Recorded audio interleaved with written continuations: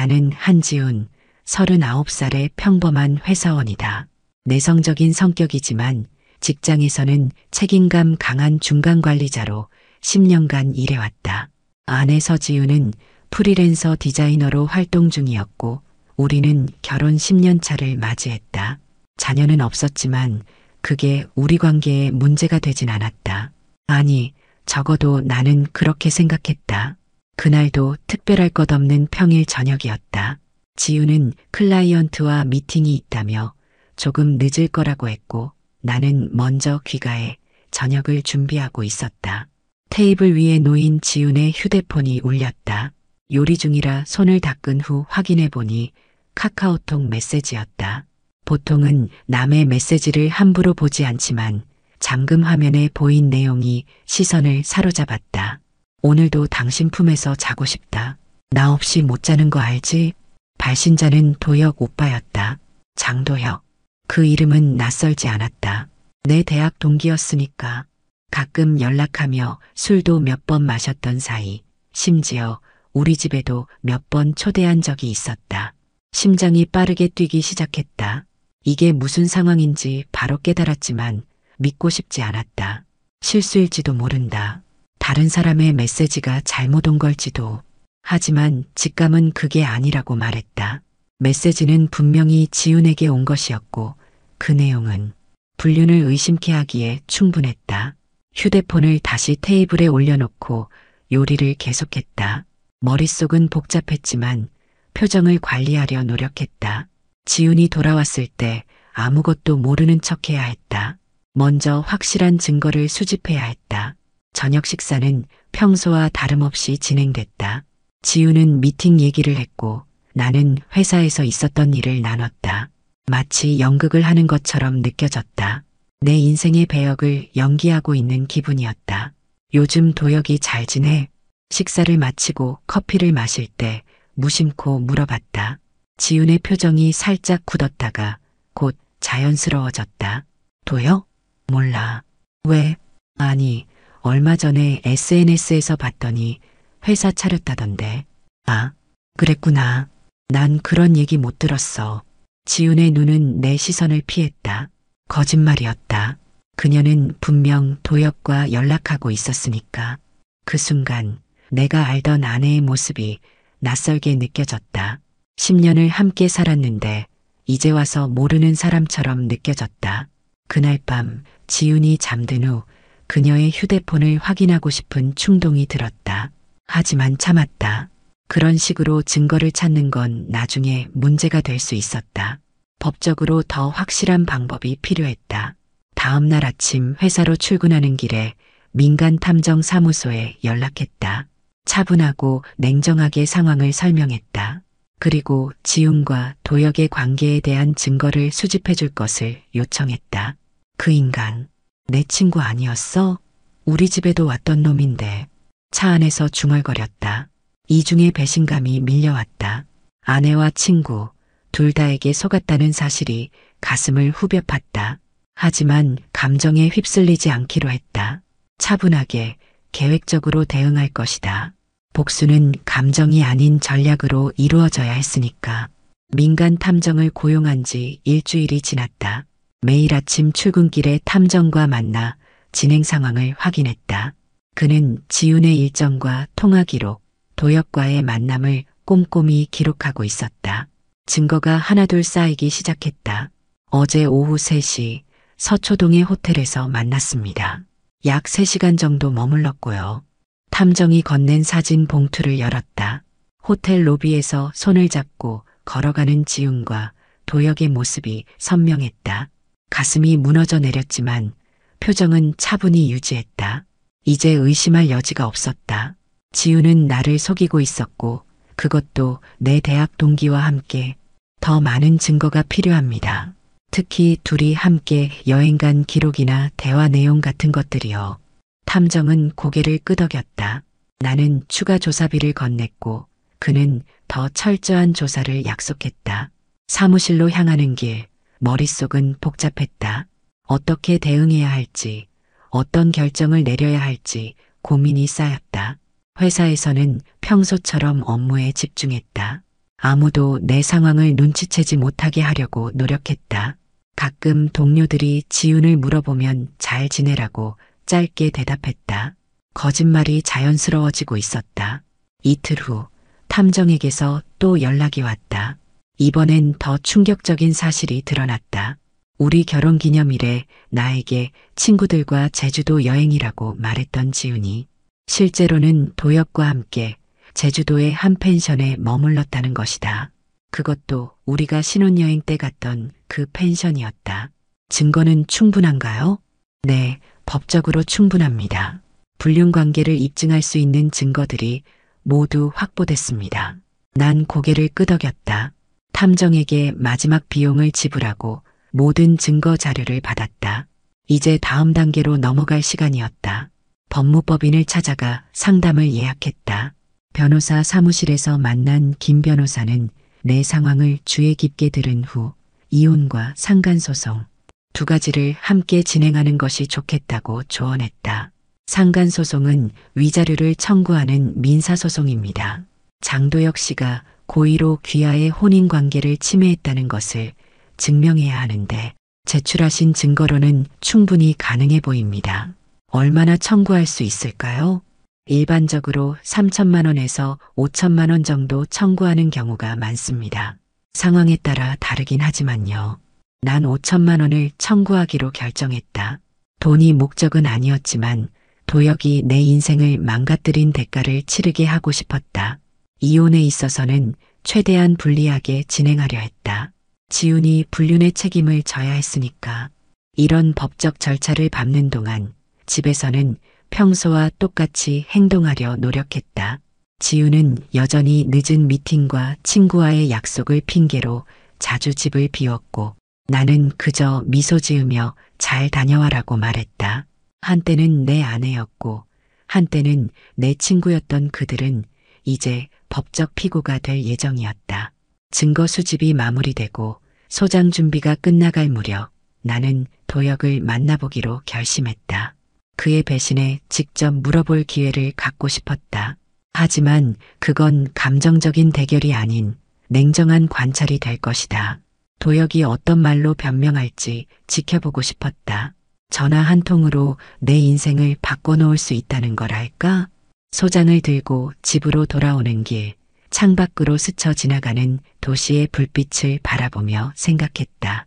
이제 모든 준비가 끝났다. 다음은 실행의 단계였다. 오랜만이다, 지훈아. 연락해서 반갑다. 장도혁은 여전히 자신만만한 표정으로 카페에 들어섰다. 세련된 정장 차림에 고급 시계를 찬 그의 모습은 성공한 사업가처럼 보였다. 난 미소를 지으며 자리에서 일어났다. 10년지기 친구를 만나는 것처럼 자연스럽게 행동했다. 바빠 보이네. 요즘 회사는 어때? 그럭저럭 돌아가지. 디자인 스튜디오가 요즘 트렌드라 프로젝트는 많아. 도혁은 커피를 마시며 자신의 성공 이야기를 늘어놓았다. 그가 말하는 동안 난 그의 표정을 유심히 관찰했다. 거짓말을 할 때 미세하게 눈이 떨리는 것이 보였다. 아내와 불륜을 저지르면서도 내 앞에서 태연하게 거짓말을 늘어놓는 모습이 역겨웠지만 난 그 감정을 숨겼다. 그런데 지훈이한테 디자인 의뢰한다고 들었는데 진행 중이야? 도혁의 표정이 잠시 굳었다가 곧 자연스러워졌다. 아, 그거 몇 달 전에 로고 작업 좀 부탁했었지. 지훈이가 말했구나? 아니, 우연히 지훈이 노트북에서 내 이메일을 봤어. 디자인 프로젝트라고 했던 것 같던데. 맞아. 로고랑 웹사이트 디자인 의뢰했었어. 근데 재밌는 건 지훈이가 웹 디자인은 안 한다는 거야. 그쪽은 자기 분야가 아니라고 항상 거절했거든. 또다시 도혁의 표정이 굳었다. 그는 잠시 말문이 막힌 듯 했다가 곧 어색한 웃음을 지었다. 아, 그래. 내가 기억을 잘못했나 보다. 로고만 부탁했던 것 같아. 언제부터 알고 지냈어? 지훈이랑? 작년 말 공통지인 통해서 알게 됐어. 또 거짓말이었다. 지훈과 도혁이 처음 만난 건 우리 결혼식이었다. 그 후에도 몇 번 집에 초대해 함께 식사한 적도 있었다. 도혁의 모순된 발언들이 하나둘 쌓여갔다. 혹시 제주도 가봤어? 최근에? 도혁의 눈이 흔들렸다. 제주도? 아니, 몇 년 전에 갔었나? 그래, 나는 지난달에 갔다 왔어. 지훈이가 친구들이랑 여행 간다고 해서 혼자 다녀왔지. 아, 그랬구나. 대화를 이어가면서 도혁은 자기도 모르게 점점 더 많은 실수를 했다. 지훈과의 관계를 감추려 할수록 그의 이야기는 더 많은 모순을 드러냈다. 1시간 정도 대화를 나눈 후 난 자리에서 일어났다. 다음에 또 만나자. 아, 그리고 명함 좀 줄래? 혹시 디자인 의뢰할 일 있을지도 모르니까. 도혁은 안도의 표정을 지으며 명함을 건넸다. 그는 내가 아무것도 모른다고 생각하는 것 같았다. 난 명함을 주머니에 넣으며 마음속으로 생각했다. 이 명함 곧 법원에서 쓰이겠네. 카페를 나와 차로 향하면서 도혁의 뒷모습을 바라봤다. 그는 자신감 넘치는 걸음으로 반대편으로 걸어갔다. 아마 지훈에게 전화해 지훈이가 아무것도 모른다고 안심시킬 것이다. 그 생각에 쓴웃음이 나왔다. 차에 타서 잠시 숨을 골랐다. 도혁을 만나는 건 생각보다 힘든 일이었다. 배신감, 분노, 증오. 다양한 감정이 복잡하게 얽혀 있었다. 하지만 지금은 감정에 휘둘릴 때가 아니었다. 계획대로 차근차근 진행해야 했다. 집으로 돌아가는 길 전화기가 울렸다. 변호사였다. 한지훈님, 소장 제출 준비가 끝났습니다. 언제 진행할까요? 최대한 빨리 해주세요. 준비 다 됐습니다. 전화를 끊고 백미러로 내 표정을 확인했다. 차분하고 결연한 눈빛이 보였다. 네가 웃고 있는 동안 난 칼을 간다. 이제 곧 그 칼이 빛을 발할 차례였다. 지훈이 외출한 틈을 타 집에 돌아왔다. 보통은 이런 시간에 회사에 있어야 했지만 오늘은 반차를 썼다. 할 일이 있었으니까. 집안은 조용했다. 지훈의 노트북이 거실 테이블 위에 놓여 있었다. 비밀번호는 알고 있었다. 우리 결혼기념일이었다. 아이러니하게도 노트북을 열고 메일함을 확인했다. 대부분의 메일은 업무 관련이었지만 특정 폴더에 도혁과 주고받은 메일들이 따로 정리되어 있었다. 메일들을 하나씩 살펴보던 중 한 메일이 눈에 띄었다. 지훈이 이혼 말 꺼내게 유도하자. 폭발하게 만들면 내 쪽으로 기울어. 너무 걱정 마. 이런 케이스 변호사들 많이 다뤘대. 날짜는 2달 전이었다. 심장이 빠르게 뛰기 시작했다. 이건 단순한 불륜이 아니었다. 계획적인 이혼 획책이었다. 그들은 내가 감정적으로 폭발해서 불리한 이혼 합의를 하도록 유도하려 한 것이다. 그래, 니들 계획대로 됐으면 좋겠다. 쓴웃음을 지으며 중얼거렸다. 메일 내용을 캡처해 저장했다. 법정에서 유용한 증거가 될 것이다. 노트북을 더 살펴보니 지훈과 도혁이 주고받은 문자 메시지들도 백업되어 있었다. 은밀한 만남 약속, 사랑 고백, 심지어 내 뒤에서 나를 비웃는 내용도 있었다. 지훈이는 전혀 모르더라. 어제도 늦게 들어왔는데 그냥 일 때문이라고 하니까 별말 없더라고. 너무 순진해. 가슴이 무너지는 기분이었다. 10년 동안 함께 살았던 사람이 내 뒤에서 이런 말을 하다니. 하지만 난 감정을 억눌렀다. 지금은 냉정하게 증거를 수집할 때였다. 노트북을 원래대로 돌려놓고 집안의 다른 곳도 살펴봤다. 지훈의 서랍에서 호텔 영수증들과 도혁에게서 받은 것으로 보이는 선물들도 발견했다. 모든 것이 증거가 되었다. 휴대폰으로 사진을 찍어 저장했다. 증거 수집을 마치고 집을 나서려는 찰나 현관문 열리는 소리가 들렸다. 지훈이 예상보다 일찍 돌아온 것이다. 순간 긴장했지만 곧 마음을 다잡았다. 어머, 지훈이 왔네. 오늘 일찍 퇴근했어? 지훈의 표정은 평소와 다름없이 밝았다. 마치 아무 일도 없었던 것처럼. 응, 오늘 좀 피곤해서. 너는 어디 갔다 왔어? 친구 만나고. 점심 먹으면서 수다 좀 떨었어. 또 거짓말이었다.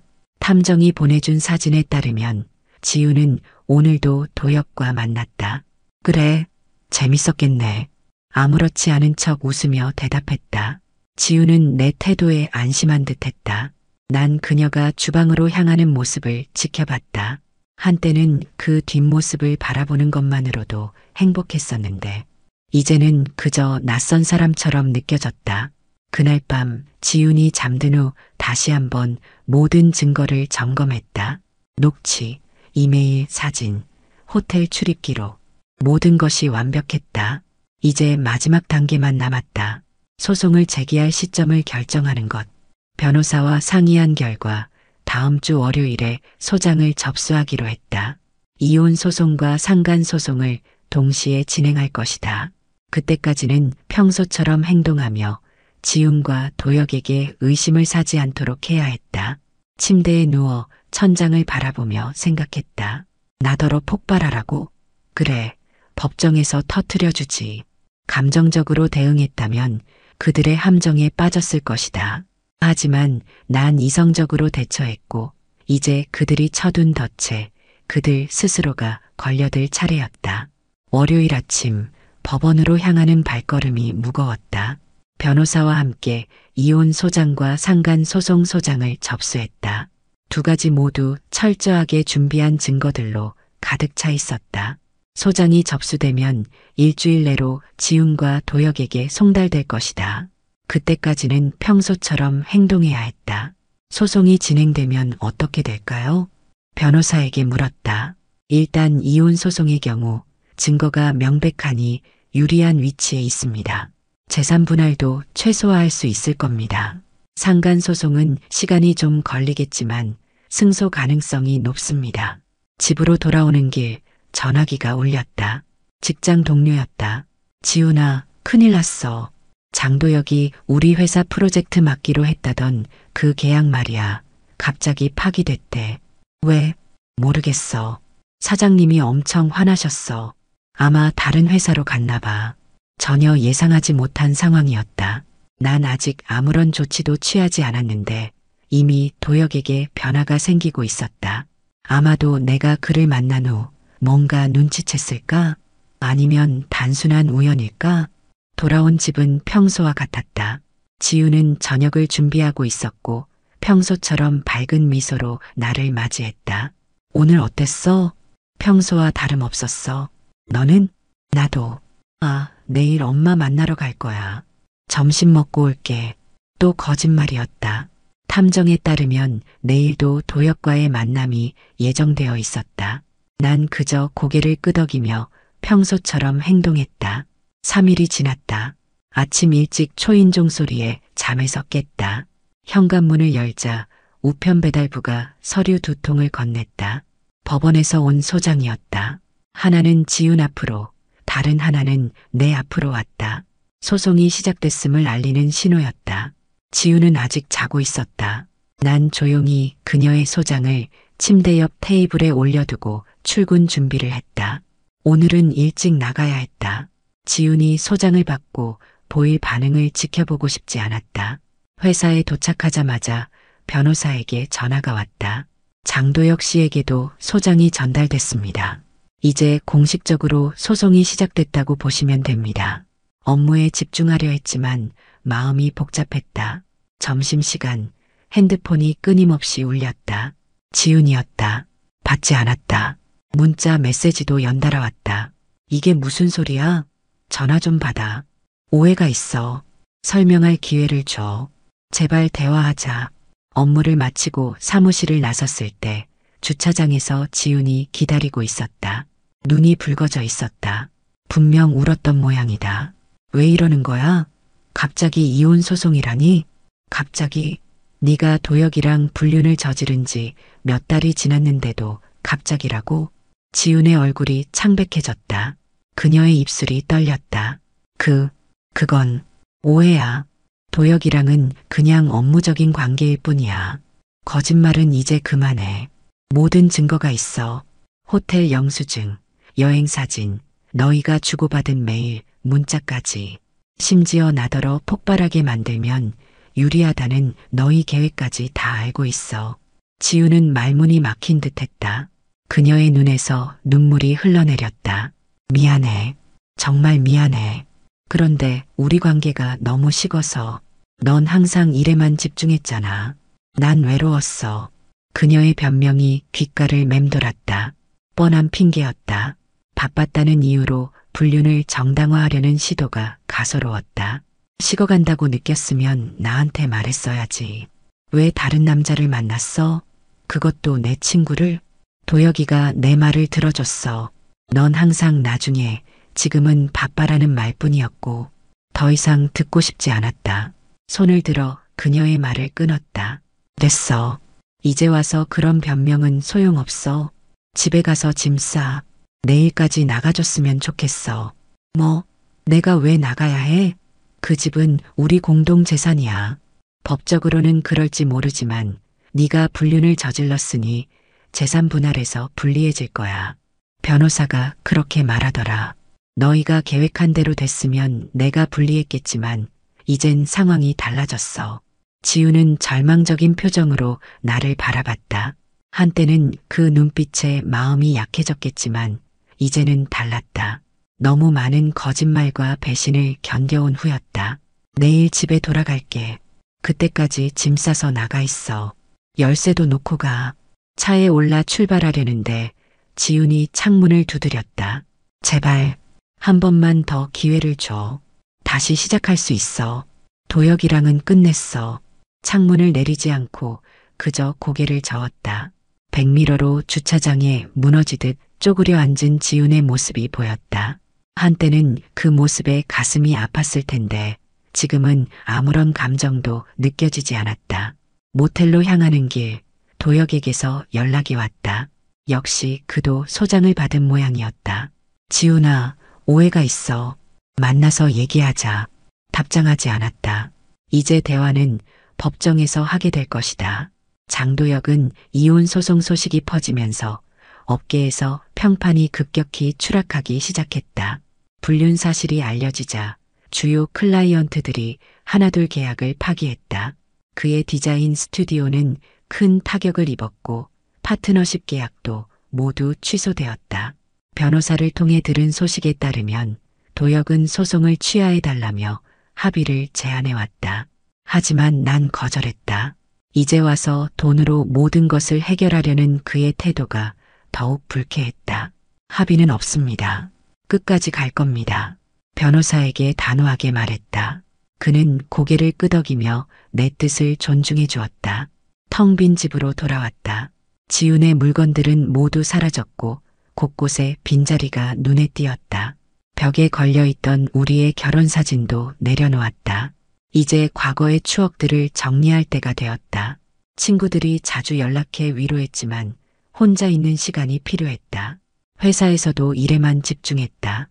동료들은 내 상황을 이해해주며 배려해 주었다. 특히 상사는 나에게 새 프로젝트를 맡기며 일이 최고의 치료제라고 말했다. 그러나 밤이 되면 외로움이 밀려왔다. 술로 그 감정을 달래려 했지만 그건 임시 방편일 뿐이었다. 시간이 약이라 했지만 배신의 상처는 쉽게 아물지 않았다. 첫 번째 재판일이 다가왔다. 법원 복도에서 지훈과 마주쳤다. 그녀는 많이 야위어 있었다. 화장기 없는 얼굴에 피곤함이 묻어났다. 도혁도 멀리서 보였는데 예전의 자신감 넘치는 모습은 온데간데 없었다. 법정에서 모든 증거가 제시되었다. 지훈과 도혁의 불륜 관계를 명백히 보여주는 사진들, 매일 녹취록. 판사는 모든 것을 꼼꼼히 검토했다. 그들의 변호사는 최대한 상황을 변호하려 했지만 증거가 너무 명백했다. 위자료 요구액이 좀 높은 것 같습니다만 도혁의 변호사가 말했다. 피고의 행위로 인한 정신적 고통이 상당합니다. 원고는 10년간의 결혼 생활이 무너졌고 그것도 자신의 대학 동기와의 불륜으로 인해 이중의 배신감을 느꼈습니다. 내 변호사가 단호하게 반박했다. 판사는 고개를 끄덕이며 메모를 했다. 재판이 몇 주 동안 진행되는 동안 도혁의 상황은 더욱 나빠졌다. 사업이 기울어 스튜디오를 정리해야 했고 갑자기 세무조사까지 들어왔다고 들었다.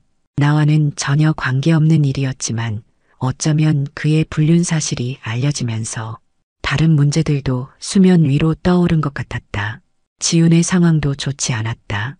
그녀의 부모님은 딸의 불륜 사실을 알고 충격을 받았고 관계가 소원해졌다고 들었다. 친구들도 하나둘 멀어졌다. 무엇보다 프리랜서 일이 뚝 끊겼다. 아마도 소문이 업계에 퍼진 모양이었다. 법원은 마침내 판결을 내렸다. 이혼이 확정되었고 재산 분할도 내게 유리하게 진행되었다. 집은 내가 갖게 되었고 지우는 자신의 개인 재산만 가져갈 수 있었다. 상간소송에서도 승소했다. 법원은 도혁에게 3천만 원의 위자료를 지급하라는 판결을 내렸다. 상간소송에서는 500만 원을 깎아주셨네요. 변호사가 말했다. 괜찮습니다. 금액보다는 승소 자체가 중요했으니까요. 정말 그랬다. 돈이 목적이 아니었다. 그들이 나에게 한 행동의 대가를 치르게 하고 싶었을 뿐이다. 판결이 난 날 법원을 나오는 길에 도혁과 마주쳤다. 그는 고개를 숙인 채 지나갔다. 예전의 당당함은 찾아볼 수 없었다. 한때는 그에게 화가 나서 주먹을 날리고 싶었지만 지금은 그저 동정심만 들었다. 그도 결국 자신의 선택에 대한 대가를 치르고 있었다. 어느 날 저녁 오랜만에 대학 동아리 모임이 있다는 연락을 받았다. 처음에는 가지 않으려 했다. 사람들을 만날 기분이 아니었다. 하지만 친구의 끈질긴 권유에 결국 참석하기로 했다. 모임 장소에 도착했을 때 많은 동기들이 이미 와 있었다. 오랜만에 보는 얼굴들이라 어색했지만 다들 반갑게 맞아주었다. 그 중에는 최소희라는 후배도 있었다. 대학 시절에도 몇 번 봤던 기억이 있었다. 한지훈 선배님, 오랜만이에요. 소희가 환하게 웃으며 인사했다. 30대 중반으로 보이는 그녀는 밝고 활기찬 인상이었다. 카페를 운영한다고 했다. 네, 기억나요. 항상 도서관에서 열심히 공부하던 후배였죠? 맞아요. 기억해 주시다니 영광이네요. 자연스럽게 대화가 이어졌다. 소희는 여러 해 동안 대기업에서 일하다가 번아웃을 겪은 후 작년에 용기를 내 직접 카페를 열었다고 했다. 그녀의 이야기를 들으며 묘하게 편안함을 느꼈다. 오랜만에 누군가와 진솔한 대화를 나누는 것이 좋았다. 선배님은 요즘 어떻게 지내세요? 글쎄요. 솔직히 말하면 힘든 시간을 보내고 있어요. 최근에 이혼했거든요. 왜 이런 개인적인 이야기를 하게 됐는지 모르겠지만 말이 자연스럽게 흘러나왔다. 소희는 놀란 기색 없이 공감하는 눈빛으로 들어주었다. 많이 힘드셨겠네요. 하지만 그런 경험도 삶의 일부라고 생각해요. 앞으로 더 단단해지실 거예요. 그녀의 말에 묘하게 위로가 됐다. 모임이 끝나고 각자 집으로 향할 때 소희와 연락처를 교환했다. 특별한 의미는 없었다. 그저 좋은 대화 상대를 만난 것 같아서였다. 그 후로 소희와 가끔 연락을 주고받게 됐다. 처음에는 간단한 안부 정도였다가 점차 일상적인 대화로 발전했다. 그녀의 카페에 몇 번 들르기도 했다. 한강 근처에 있는 아담한 공간이었는데 그녀의 성격처럼 밝고 따뜻한 분위기였다. 이 카페가 제 삶의 전환점이었어요. 회사 다닐 땐 항상 다른 사람의 기준에 맞춰 살았거든요. 하지만 이젠 제가 원하는 삶을 살고 있어요. 소희의 말에 깊이 공감했다. 나도 지금까지 사회적 기대에 맞춰 살아온 것 같았다. 성공적인 직장인, 완벽한 남편. 그런 이미지를 유지하려고 노력했지만 정작 나 자신을 돌보진 않았던 것 같다. 소희와의 만남은 연애도 결혼도 아니었다. 그저 서로의 존재가 위로가 되는 관계였다. 그녀는 결혼 경험이 없었지만 인생의 여러 굴곡을 겪었다고 했다. 그래서인지 내 상황을 이해하고 공감해주는 능력이 뛰어났다. 우리 천천히 알아가면 어떨까요? 서두르지 말고 그냥 편한 사이로. 소희의 제안이 좋았다. 이번엔 서로를 조용히 바라보는 데서 시작하고 싶었다. 황급히 관계를 정의하지 않고 자연스럽게 흘러가는 대로 두기로 했다. 세월이 흘렀다. 이혼 후 1년 모든 것이 조금씩 제자리를 찾아가고 있었다. 회사에서는 승진도 했고 새로운 취미도 생겼다. 특히 등산은 마음의 안정을 찾는데 큰 도움이 됐다. 높은 곳에 올라 세상을 내려다보면 모든 문제가 작게 느껴졌다. 소희와의 관계도 자연스럽게 발전했다. 아직 연인은 아니었지만 서로에게 특별한 존재가 되어가고 있었다. 주말마다 함께 등산을 가거나 영화를 보며 시간을 보냈다. 그녀의 밝은 에너지가 내 어두운 마음을 조금씩 밝혀주었다. 지훈 씨, 오늘 어때요? 기분이 좋아 보이네요. 소희가 웃으며 물었다. 우린 한강공원 벤치에 앉아 노을을 바라보고 있었다. 네, 오늘따라 특별히 좋네요. 이렇게 편안하게 앉아 있으니 행복해요. 좋아요. 행복은 거창한 게 아니라 이런 작은 순간들의 집합이라고 생각해요. 소희의 철학은 단순하면서도 깊었다. 그녀는 항상 현재에 집중했고 작은 것에서 기쁨을 찾는 법을 알고 있었다. 그런 모습이 매력적으로 느껴졌다. 도혁과 지훈에 대한 소식도 가끔 들려왔다. 도혁은 결국 사업에 실패하고 파산 신청을 했다고 했다. 업계에서 완전히 퇴출된 상태였다. 지훈은 고향으로 내려가 부모님과 함께 살고 있다는 소문이 있었다. 친구들이나 가족들과도 연락이 거의 끊겼다고 했다. 그들의 소식을 들을 때마다 이상하게도 복수심이 아닌 씁쓸함이 느껴졌다. 한때는 내게 가장 소중했던 사람들이 이렇게 무너져 내리는 것을 지켜보는 것이 마냥 기쁘지만은 않았다. 하지만 그건 내 잘못이 아니었다. 그들이 스스로 선택한 결과였다. 가끔은 그들이 불쌍하다는 생각도 들어요. 소희에게 솔직하게 털어놓았다. 공감해요.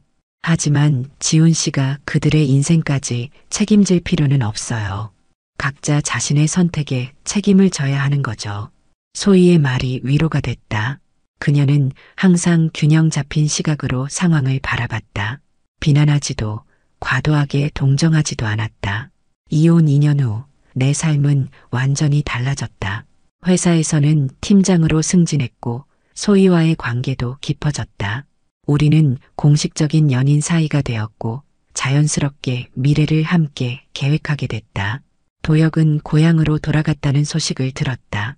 서울에서의 모든 것을 정리하고 작은 디자인 회사에 취직했다고 했다.